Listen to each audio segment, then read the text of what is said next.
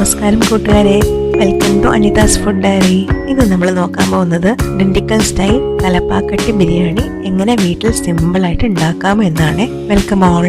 ആദ്യമായിട്ട് ഇതിന് വേണ്ടിയിട്ടുള്ള ബിരിയാണി മസാല നമ്മൾ വീട്ടിൽ തന്നെയാണ് ഉണ്ടാക്കുന്നത്, പുറത്തുനിന്ന് വാങ്ങുന്ന മസാല അല്ല. ആ മസാലയ്ക്ക് വേണ്ടുന്ന ചേരുവകൾ എന്തൊക്കെയാണെന്നുള്ളത് ഞാനിവിടെ ലിസ്റ്റായിട്ട് എഴുതിയിട്ടുണ്ട്, ഡിസ്ക്രിപ്ഷൻ ബോക്സിലും കൊടുത്തേക്കാം. അതിൽ മെയിനായിട്ട് ബാക്കിയുള്ള എല്ലാ സ്പൈസസും നമുക്ക് ലോക്കലി അവൈലബിൾ ആയിരിക്കും. കൽപ്പാസി അല്ലെങ്കിൽ സ്റ്റോൺ ഫ്ലവർ, മലയാളത്തിൽ കരിമ്പാറപ്പൂവ് എന്ന് പറയും. ഈ ഒരു സ്പൈസസ് മാത്രമാണ് ഇതിനകത്ത് വേറിട്ട് നിൽക്കുന്നുള്ളൂ സാധാരണ ബിരിയാണി മസാലകളിൽ നിന്നും. അതെന്താണെന്നുണ്ടെങ്കിൽ ഒരു പാറയുടെ പൊക്കത്ത് വരുന്ന ഒരു ഫംഗസ് ആണിത്. അതിനെ ഉണക്കിയിട്ട് ഒരു സ്പൈസ് ആയിട്ട് യൂസ് ചെയ്യും. തമിഴ്നാട്ടിലെ മിക്ക ബിരിയാണികളിലും കൽപ്പാസി അല്ലെങ്കിൽ സ്റ്റോൺ ഫ്ലവർ ഒഴിച്ചുകൂടാൻ പറ്റാത്ത ഒരു സ്പൈസസ് ആണ്. ഇത് ഞാനിവിടെ ഉപയോഗിച്ചിട്ടുണ്ട്. ഇതുകൊണ്ടാണ് കറക്റ്റ് ഓതന്റിക് ടേസ്റ്റ് തന്നെ കിട്ടിയത്. ഇതിനകത്തുള്ള സ്പൈസസ് നമ്മൾ മൊത്തത്തിൽ എന്തൊക്കെയാണ് എടുത്തേക്കണെന്ന് കാണിച്ചു തരാം. ഏലക്കായ, പട്ട, ഗ്രാമ്പു, തക്കോലം, കാഷ്യൂനട്ട്, ബേ ലീഫ്, ജാതിക്ക, പിന്നെ നമ്മുടെ കൽപ്പാസി. ഇത്രയാണ് എടുത്തിരിക്കുന്നത്. ഇതിൻ്റെ ക്വാണ്ടിറ്റി, അളവുകൾ എന്തൊക്കെയാണെന്നുള്ളത് ഡിസ്ക്രിപ്ഷൻ ബോക്സിലും കൊടുത്തിട്ടുണ്ടാവും, അതേപോലെ ഈ സ്ലൈഡിലും എഴുതിയിട്ടുണ്ട് കേട്ടോ. ആദ്യത്തെ സ്റ്റെപ്പ് എന്ന് പറഞ്ഞാൽ നമുക്ക് ബിരിയാണി മസാല ഉണ്ടാക്കരുത് തന്നെയാണ്. എല്ലാ സ്പൈസസും ഉണങ്ങിയ മിക്സിയുടെ ജാറിൽ ഇട്ടിട്ട് നന്നായിട്ട് പൊടിക്കുക. ചൂടാക്കിയിട്ടൊന്നും പൊടിക്കേണ്ട കാര്യമില്ല, അല്ലാതെ തന്നെ നന്നായിട്ട് പൊടിച്ചെടുക്കുക. 10 പ്രാവശ്യം തിരിക്കുന്ന സമയത്ത് നന്നായിട്ട് ക്രഷായിട്ടുണ്ടാവില്ല, പക്ഷെ 3-4 വട്ടം നല്ല ഹൈ സ്പീഡിൽ ക്രഷ് ചെയ്ത് കംപ്ലീറ്റ് നൈസായിട്ട്, എത്ര നൈസാക്കാൻ പറ്റുമോ അത്രയും നൈസ് പൗഡർ ആക്കിയിട്ട് മാറ്റി വെക്കുക. അപ്പോൾ നമ്മുടെ തലപ്പാക്കട്ടി ബിരിയാണിയുടെ മസാല റെഡിയായി. നമ്മൾ ചിക്കനാണ് എടുത്തിരിക്കുന്നത്. ഇന്ന് നമ്മൾ ചിക്കൻ ബിരിയാണിയാണ് നോക്കുന്നത്. ചിക്കൻ ബിരിയാണിക്ക് വേണ്ടി ഞാനിവിടെ 2 കിലോ ചിക്കൻ വാങ്ങിയിട്ടുണ്ടായിരുന്നു. അതിലൊരു 1/2 കിലോ മാത്രം ആണ് ഞാൻ ബിരിയാണിക്ക് വേണ്ടി ഉപയോഗിച്ചത്. ബാക്കിയുള്ളതൊക്കെ ഫ്രൈ ചെയ്യാൻ വേണ്ടിയിട്ട് മാറ്റി വെച്ചതാണ്. ചിക്കൻ ആദ്യമേ നന്നായിട്ട് കഴുകി വൃത്തിയാക്കണം. ഇവിടെ ഞങ്ങൾ ചെയ്യുന്നത് ആദ്യമേ വെറുതെ ചിക്കൻ 2 പ്രാവശ്യം കഴുകും. അതിനുശേഷം ഉപ്പും മഞ്ഞൾപ്പൊടിയും വിനീഗറും ഇട്ടിട്ട് ഈ ചിക്കൻ കുറച്ച് നേരത്തേക്ക് മാരിനേറ്റ് ചെയ്ത് വെക്കും. എന്നിട്ട് ഒന്നും കൂടെ കഴുകിയെടുക്കും. ഇങ്ങനെയാണ് ഇവിടെ ചിക്കൻ ക്ലീൻ ചെയ്യുന്നത്. മീറ്റിന്റെ സ്മെല്ലോ എന്തെങ്കിലും ഉണ്ടെങ്കിൽ അത് മാറിക്കിട്ടും. അങ്ങനെ കഴുകി വൃത്തിയാക്കി വെച്ചിരിക്കുന്ന ചിക്കൻ 1/2 കിലോ ഇവിടെ എടുത്തിട്ടുണ്ട്.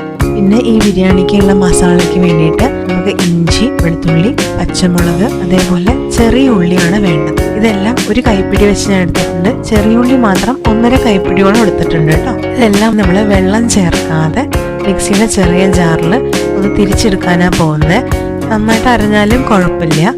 ഇതിപ്പോൾ ആദ്യമേ തന്നെ ഇഞ്ചിയും പച്ചമുളകുമാണ് നമ്മൾ മിക്സിയുടെ ചെറിയ ജാറിൽ ഇട്ടത്. അതെന്താണെന്നുണ്ടെങ്കിൽ എല്ലാം കൂടെ ഒരുമിച്ചിട്ട് കഴിഞ്ഞാൽ അത് അരഞ്ഞു കിട്ടാൻ ബുദ്ധിമുട്ടായിരിക്കും. അതുകൊണ്ട് ആദ്യമേ തന്നെ ഇഞ്ചിയും പച്ചമുളകും ഇട്ടിട്ട് അരച്ചു. അതിന് ശേഷം അതൊന്ന് നന്നായിട്ട് ക്രഷ് ചെയ്ത് കിട്ടി. അതിൽ 1-2 പീസ് ഉടഞ്ഞിട്ടുണ്ടാകുന്നില്ല, എന്നാലും ഏകദേശം ക്രഷായി കിട്ടുന്നതിന് ശേഷം നമുക്ക് വെളുത്തുള്ളിയും അതേപോലെ ചെറിയ ഉള്ളിയും ഇട്ടിട്ട് എല്ലാം കൂടെ ഒരു പേസ്റ്റ് ആക്കി. അതിനകത്ത് വെള്ളം ഒട്ടും ചേർത്തിട്ടില്ല, ഉള്ളിയുടെ നീരൊക്കെ വന്നിട്ടാണ് നന്നായിട്ട് അരഞ്ഞു കിട്ടുന്നത്.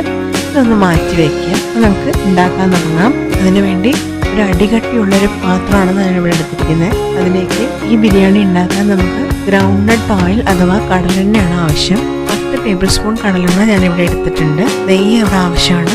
നെയ്യ് ഒരു 5 ടീസ്പൂൺ ഞാൻ ഉപയോഗിച്ചിട്ടുണ്ട്. ഇത് രണ്ടും ചൂടായ പാത്രത്തിലേക്ക് ഇട്ടിട്ട് എണ്ണ ചൂടായി വരുമ്പോൾ നമ്മൾ അരച്ചു വെച്ചിരിക്കുന്ന പച്ചമുളക്, ഇഞ്ചി, വെളുത്തുള്ളി, ചെറിയുള്ളി ഇതങ്ങനെ എണ്ണയിലേക്ക് ഇടും. നല്ലോണം ഹൈ ഫ്ലെയിമിൽ എണ്ണ നന്നായിട്ട് ചൂടായതിനു ശേഷം ഗ്യാസ് കുറച്ച് വെക്കുക. എന്നിട്ട് വേണം ഇതിടാൻ. ഇട്ടിട്ട് നന്നായിട്ട് ഇത് ഇളക്കി കൊടുക്കുക. അതിൻ്റെ പച്ചമണമൊക്കെ മാറണം. അത് ഈ ബിരിയാണിയിലെ എന്താ പ്രത്യേകത എന്നുണ്ടെങ്കിൽ നിറയെ ഇളക്കലാണ്. കുറേ ഇളക്കിക്കൊണ്ടേയിരിക്കണം. പച്ചമണം പൂർണ്ണമായിട്ടും മാറിയെങ്കിൽ മാത്രമേ ടേസ്റ്റ് കറക്റ്റായിട്ട് കിട്ടുള്ളൂ.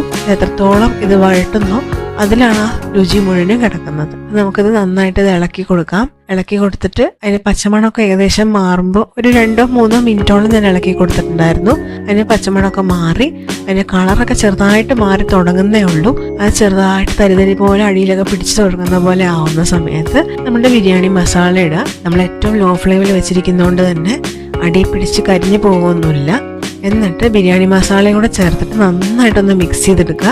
2 മിനിറ്റ് മിക്സ് ചെയ്തതിന് ശേഷം മിക്സിയുടെ ജാറിലേക്ക് കുറച്ച് വെള്ളം ഒഴിച്ചിട്ട് മിക്സി കഴുകിയിട്ട് ആ വെള്ളവും കൂടെ പാത്രത്തിലേക്ക് ചേർത്ത് കൊടുക്കുക. എന്നിട്ട് നന്നായിട്ട് ഇളക്കുക. ഇപ്പം നമ്മൾ മസാലയും അതേപോലെ തന്നെ സ്പൈസസിൻ്റെ പൊടിയും ഇട്ടിട്ടുണ്ട്.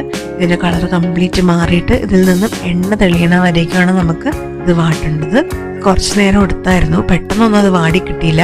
10 മിനിറ്റോളം ലോ ഫ്ലെയിമിലിട്ട് നന്നായിട്ട് ഇളക്കി കൊടുത്തിട്ടാണ് ഇതൊന്ന് എണ്ണയൊക്കെ തെളിഞ്ഞ് വരാൻ തുടങ്ങിയത്. ആ സമയമാകുമ്പോഴേക്കും ലൈറ്റ് ബ്രൗണിൽ നിന്നും ഒരു ഡാർക്ക് ബ്രൗൺ ആയിട്ട് വരും. നന്നായിട്ട് ഡാർക്ക് ബ്രൗൺ ആയിട്ട് ഇതിൽ നിന്നും എണ്ണ കംപ്ലീറ്റ് പുറത്തേക്ക് വരണം. ഇത് ഇടയ്ക്ക് എങ്ങാനും അടി പിടിക്കുന്നുണ്ടെന്ന് സംശയം തോന്നുകയാണെങ്കിൽ ഒരു വെള്ളം തളിച്ചു കൊടുക്കാവുന്നതാണ്. അല്ലെങ്കിൽ ഒരു 10 ml വെള്ളം ഒഴിച്ചു കൊടുത്ത് അടി പിടിക്കാതെ ശ്രദ്ധിക്കേണ്ടതാണ്. പിന്നെ വിട്ട് ഇളക്കിയാൽ മതി. കണ്ടിന്യൂസ് നിന്ന് ഒറ്റടിക്ക് ഇളക്കിക്കൊള്ളണമെന്നൊന്നുമില്ല. പക്ഷെ അടി പിടിക്കരുത്. നന്നായിട്ട് ബിരിയാണി മസാലയുടെ പച്ചമണം മാറാൻ വേണം. അതേപോലെ നമ്മൾ ഇട്ടിരിക്കുന്ന ഇഞ്ചി, വെളുത്തുള്ളി, പച്ചമുളക്, ചെറിയുള്ളി ഇതിൻ്റെയൊക്കെ പച്ചപ്പ് മാറി അത് നന്നായിട്ട് വെന്ത് കിട്ടുകയും വേണം. ഇതാണ് നമ്മളുടെ ആദ്യത്തെ സ്റ്റേജ്. ഇത്രയും ആയിക്കഴിഞ്ഞ് ഈ ഡാർക്ക് ബ്രൗൺ മസാല കിട്ടിക്കഴിഞ്ഞാൽ അടുത്തത് നമുക്ക് ഇതിനകത്തേക്ക് ആവശ്യമുള്ള മുളക് പൊടിയും അതേപോലെ തന്നെ ജീരകപ്പൊടിയും ഇടാം. ഇതിപ്പോൾ നമ്മൾ മുളക് പൊടി ഒരു 2 ടേബിൾ സ്പൂൺ ഇട്ടിട്ടുണ്ട്. ഞാൻ 2 ടേബിൾ സ്പൂൺ ഇട്ടിട്ട് എനിക്കൊരു മീഡിയം എരിവാ തോന്നിയ, ഒരുപാട് ഓവർ എരിവ് പോലെ ഒന്നും തോന്നിയില്ല. സാധാരണ പാകത്തിനുള്ള ഒരു എരിവ്. അപ്പം നിങ്ങളുടെ എരിവിനനുസരിച്ച് മുളക് പൊടിയുടെ അളവ് കൂട്ടുകയോ കുറയ്ക്കുകയോ ചെയ്യാം. ജീരകപ്പൊടി എടുത്തിട്ടുണ്ട്, 1 ടേബിൾ സ്പൂണോളാണ് എടുത്തിരിക്കുന്നത്. പിന്നെ മല്ലിപ്പൊടി എടുത്തിട്ടുണ്ടായിരുന്നു. മല്ലിപ്പൊടി 2.5 ടേബിൾ സ്പൂൺ ഇട്ടിട്ടുണ്ടായി. എല്ലാ പൊടികളും നന്നായിട്ട് ഇളക്കി യോജിപ്പിച്ചു. അതിനകത്തേക്ക് ഒട്ടും വെള്ളമില്ലാതെ ഡ്രൈ പോലെ തോന്നി. അടി പിടിക്കണ്ടെന്ന് കരുതി ഈ പൊടികൾ പച്ചമണം നന്നായിട്ട് മാറണം.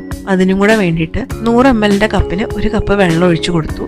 എന്നിട്ട് വീണ്ടും നന്നായിട്ട് ഇളക്കി യോജിപ്പിച്ച് പിന്നീട് എണ്ണ തെളിയുന്നവരേക്കും ഇളക്കിയിടുക.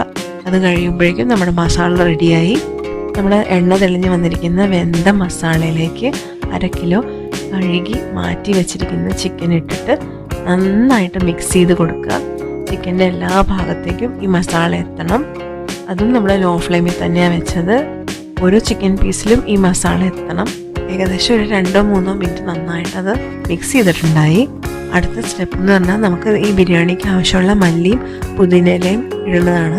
ഞാനിപ്പോൾ 1.5 കൈപ്പിടി മല്ലിയിലയും 1 കൈപ്പിടി പുതിനയുടെ ഇലയും എടുത്തിട്ടുണ്ടായി. അതെങ്ങനെയാണെന്നുണ്ടെങ്കിൽ ഈ മല്ലിയുടെ ഇലയും പുതിനയുടെ ഇലയും നന്നായിട്ട് കഴുകി അതിലത്തെ മണ്ണൊക്കെ കളഞ്ഞ് അരിഞ്ഞതിന് ശേഷമാണ് 1.5 കൈപ്പിടി മല്ലിയിലയും 1 കൈപ്പിടി പുതിനയുടെ ഇലയും എത്തിയത്. ചോപ്പ് ചെയ്തതിന് ശേഷമാണ് 1.5 കൈപ്പിടി എന്ന് പറയുന്നത്. അപ്പൊ അതിനനുസരിച്ച് കുറച്ചധികം ക്വാണ്ടിറ്റി തന്നെ മല്ലിയിലയും പുതിനയിലയും ഞാനിവിടെ എടുത്തിട്ടുണ്ടായിരുന്നു. അത് രണ്ടും വൃത്തിയാക്കിയിട്ട് കട്ട് ചെയ്തതിന് ശേഷം ചിക്കനിലേക്ക് ഇട്ട് കൊടുക്കാം. ഇട്ട് കൊടുക്കുമ്പോൾ നല്ലൊരു മണം വരും.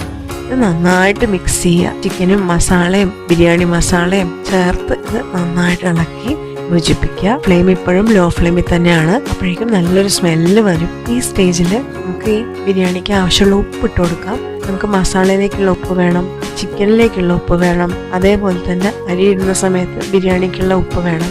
ആവശ്യത്തിനുള്ള ഉപ്പ് ഏകദേശം ഇട്ട് കൊടുക്കുക. ഈ സ്റ്റേജിൽ ഉപ്പിട്ടിട്ട് നന്നായിട്ട് ഇളക്കുക. എല്ലാ ചിക്കൻ പീസിലും ഈ ഉപ്പ് ചെല്ലണം. അതുപോലെ നന്നായിട്ട് ഇളക്കുക. അടുത്തതായിട്ട് നമ്മൾ ഇതിലേക്ക് ചേർക്കുന്നത് തൈരാണ്. അധികം പുളിയില്ലാത്ത, ഒരുപാട് കട്ടിയോ അല്ലാത്ത തൈരാണ് ഞാനിവിടെ എടുത്തിരിക്കുന്നത്. ഞാനിവിടെ ഏകദേശം 100 മില്ലി തൈര് എടുത്തിട്ടുണ്ട്. അത് ലോ ഫ്ലെയിമിൽ തന്നെ വെച്ചിട്ട് വേണം തൈര് ആഡ് ചെയ്യാൻ. പെട്ടെന്ന് ഗ്യാസ് കൂട്ടുകയോ ഒന്നും ചെയ്യരുത്, തൈര് പിരിഞ്ഞു പോകും. ലോ ഫ്ലെയിമിൽ വെച്ചിട്ട് തൈര് ഒഴിച്ചതിന് ശേഷം നന്നായിട്ട് മിക്സ് ചെയ്ത് കൊടുക്കുക. ചിക്കനിലും മസാലയിലും ഈ മല്ലിയിലയും പുതിനയിലയും എല്ലാ സ്ഥലത്തും കറക്റ്റായിട്ട് ഈ തൈര് മിക്സായി കിട്ടണം. അങ്ങനെ തൈര് മിക്സ് ആക്കി എടുക്കുക. ഇത് ഏകദേശം കുറച്ച് സമയം എടുക്കും. കാരണം എല്ലായിടത്തും മിക്സ് ചെയ്യുമ്പോൾ പെട്ടെന്ന് 8 മിനിറ്റ് കൊണ്ടൊന്നും മിക്സ് ചെയ്ത് കിട്ടില്ല. കുറച്ചധികം നേരം ഇളക്കിക്കൊണ്ടേയിരിക്കേണ്ടി വരും. നന്നായിട്ട് മിക്സ് ചെയ്ത് വരുന്ന സമയത്ത് നമുക്ക് കാണാൻ പറ്റും അത് ഇത്തിരി ഡ്രൈ ആണ്, അധികം വെള്ളമില്ല. അപ്പം നമ്മൾ കുറച്ച് വെള്ളം ഒഴിച്ചു കൊടുത്തു. ഏകദേശം 1 ഗ്ലാസോളം 100 മില്ലിയുടെ ഗ്ലാസ്സാണ് ഞാനിവിടെ എടുത്തിരിക്കുന്നത്. ഇത്രയും വെള്ളം ഞാനിവിടെ ഒഴിച്ചു കൊടുത്തിട്ടുണ്ടായിരുന്നു. എന്നിട്ട് നന്നായിട്ട് ഇളക്കി യോജിപ്പിച്ചു. കുറച്ച് കഴിയുമ്പോഴേക്കും എണ്ണ തെളിയാൻ തുടങ്ങി. എണ്ണ തെളിഞ്ഞ് മുകളിലൊക്കെ വരാൻ തുടങ്ങി. എണ്ണയും നെയ്യും പിന്നെ ചിക്കനിലുള്ള നെയ്യും ഒക്കെ മുകളിലേക്ക് വരുന്നുണ്ട്. ഈ സമയത്ത് നമ്മൾ നാരങ്ങാനീര് എടുത്ത് വെച്ചിട്ടുണ്ടായിരുന്നു. ഏകദേശം 2.5 ടേബിൾ സ്പൂൺ നാരങ്ങാനീര് ഇതിനകത്തേക്ക് ചേർക്കേണ്ട സമയമായി. ഞാൻ നാരങ്ങാനീര് ചേർത്തിട്ടുണ്ടായിരുന്നു. എന്നിട്ട് വീണ്ടും നന്നായിട്ട് ഇളക്കി കൊടുക്കുക. നന്നായിട്ട് യോജിപ്പിച്ചതിന് ശേഷം വീണ്ടും അടച്ചു വെച്ച് ലോ ഫ്ലെയിമിൽ കുറച്ച് നേരം വയ്ക്കുമ്പോൾ ഇതിൻ്റെ എണ്ണയൊക്കെ നന്നായിട്ട് പിരിഞ്ഞ് മുകളിലേക്ക് എത്തും. എന്നാൽ എല്ലായിടത്തും മസാല പിടിച്ചിട്ടും ഉണ്ടാവും. വീണ്ടും നമ്മൾ തുറന്നിട്ട് ഇളക്കി കൊടുക്കുക. ചട്ടുകം വെച്ചതിന് ചിക്കൻ്റെ വെന്തോ എന്നുള്ളതൊന്ന് ഞെക്കി നോക്കുക. ഏകദേശം നല്ല ജ്യൂസി പോലെ തോന്നുകയാണെങ്കിൽ വെന്തിട്ടുണ്ട്. വീണ്ടും ലോ ഫ്ലെയിമിലിട്ട് കഴിഞ്ഞാൽ നമുക്കറിയാൻ പറ്റും ചിക്കൻ്റെ മസാല ഏകദേശം റെഡിയായി. തലപ്പാക്കട്ടി ചിക്കൻ ബിരിയാണിയുടെ മസാല ഇവിടെ റെഡിയായി. അതിനുശേഷം ഈ ബിരിയാണിക്ക് വേണ്ടി ജീരകശാല അരിയാണ് ഞാൻ എടുത്തിരിക്കുന്നത്. ചെറിയ ഗ്ലാസ് 100 ml ഗ്ലാസ്സിനാണ് ഞാൻ ഇവിടെ എടുത്തിരിക്കുന്നത്. 6 ഗ്ലാസ് അരി ഞാൻ എടുത്തിട്ടുണ്ടായിരുന്നു. അരി എടുത്തിട്ട് നല്ലോണം അത് കഴുകി വൃത്തിയാക്കിയിട്ട് ഞാൻ വെള്ളം ഒഴിച്ച് സോക്ക് ചെയ്ത് വെക്കുന്നൊന്നുമില്ല, കഴുകി വൃത്തിയാക്കി മാറ്റി വെച്ചതേ ഉള്ളൂ. എന്നിട്ട് 6 ഗ്ലാസ് അരിക്ക് 12 ഗ്ലാസ്സാണ് നമ്മുടെ വെള്ളം ആവശ്യമുള്ളത്. 12 ഗ്ലാസ് വെള്ളത്തിൽ ഈ ബിരിയാണിയുടെ മസാലയിൽ തന്നെ ഏകദേശം 1 കപ്പോളം വെള്ളം ഉണ്ട്. അപ്പോൾ ബാക്കിയുള്ള 11 ഗ്ലാസ്സാണ് നമുക്ക് ഇതിനകത്ത് വെള്ളം ആവശ്യമുള്ളത്. 11 ഗ്ലാസ് വെള്ളത്തിൽ 10 ഗ്ലാസ് വെള്ളം ഞാൻ ഇപ്പം തന്നെ ഒഴിക്കുകയാണ്. ബാക്കി 1 ഗ്ലാസ് വെള്ളം മാറ്റി വെച്ചിട്ട് വേണമെങ്കിൽ മാത്രം ഉപയോഗിച്ചാൽ മതി, ഇല്ലെങ്കിൽ ഓവർ കുക്കായി പോകണ്ടെന്ന് ഓർത്തിട്ടാണ് ആ 1 ഗ്ലാസ് മാറ്റി. 10 ഗ്ലാസ് വെള്ളം ചേർത്ത് നന്നായിട്ട് ഇളക്കി യോജിപ്പിച്ചു. എന്നിട്ട് ഈ സമയത്ത് ഉപ്പൊക്കെ നോക്കി എല്ലാം സെറ്റ് ചെയ്ത് അടച്ചു വെക്കണം. ഉപ്പ് ഇത്തിരി മുന്നിൽ നിൽക്കണം, എന്നാൽ എരിവ് ഒരു മീഡിയമായിട്ട് നിൽക്കണം. അടച്ചു വെച്ചതിന് ശേഷം നന്നായിട്ട് തിളപ്പിച്ചിട്ട് വെട്ടിത്തിളച്ച് വരുന്ന സമയത്ത് പാത്രം തുറന്നിട്ട് നമ്മൾ കഴുകി വെച്ചിരിക്കുന്ന അരി നന്നായിട്ട് അതിലത്തെ വെള്ളമൊക്കെ മാറ്റിയിട്ട് ഈ ബിരിയാണിയിലേക്ക് ഇടുക. എന്നിട്ട് നന്നായിട്ട് ഇളക്കിയിട്ട് അടച്ചു വയ്ക്കുക. കറക്റ്റ് 3 മിനിറ്റാണ് ഞാൻ ഹൈ ഫ്ലെയിമിൽ അടച്ചു വെച്ചത്. ഈ സമയത്ത് മാത്രമാണ് നമ്മൾ ഫ്ലെയിം ഹൈയിലേക്ക് വെച്ചിരിക്കുന്നത്. 3 മിനിറ്റ് ഹൈ ഫ്ലെയിമിൽ വെച്ചതിന് ശേഷം തുറന്ന് നോക്കുക. ബാക്കി നമ്മൾ വെച്ചിരിക്കുന്ന 1 ഗ്ലാസ് വെള്ളം ഈ സമയത്ത് ഒഴിച്ചു കൊടുക്കുക. ഒഴിച്ചു കൊടുത്തതിന് ശേഷം എല്ലാം കൂടെ നന്നായിട്ട് മിക്സ് ചെയ്യുക, ലെവൽ ചെയ്തതിന് ശേഷം അടച്ചു വയ്ക്കുക.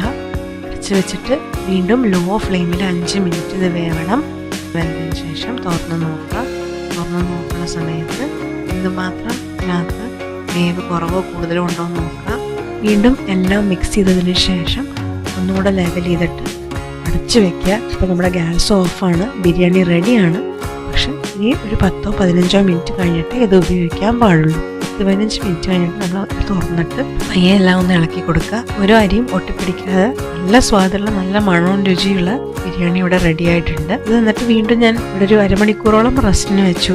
ഏകദേശം ആദ്യം ഒരു 15 മിനിറ്റും പിന്നെ വീണ്ടും ഇളക്കിയതിന് ശേഷം ഒരു അരമണിക്കൂറോളം ഞാൻ ലാസ്റ്റ് റെസ്റ്റ് ചെയ്യാൻ വെച്ചിരുന്നു. എന്നിട്ടാണ് ഞാൻ ബിരിയാണി എടുത്തത്. അതപ്പോഴേക്കൊക്കെ ഹോട്ടലിൽ കിട്ടുന്ന അതേപോലത്തെ ബിരിയാണി ആയിട്ട് വന്നിരുന്നു. ബിരിയാണിയുടെ കൂടെ ഞാൻ ചിക്കൻ ഫ്രൈ ഉണ്ടാക്കിയിട്ടുണ്ടായിരുന്നു.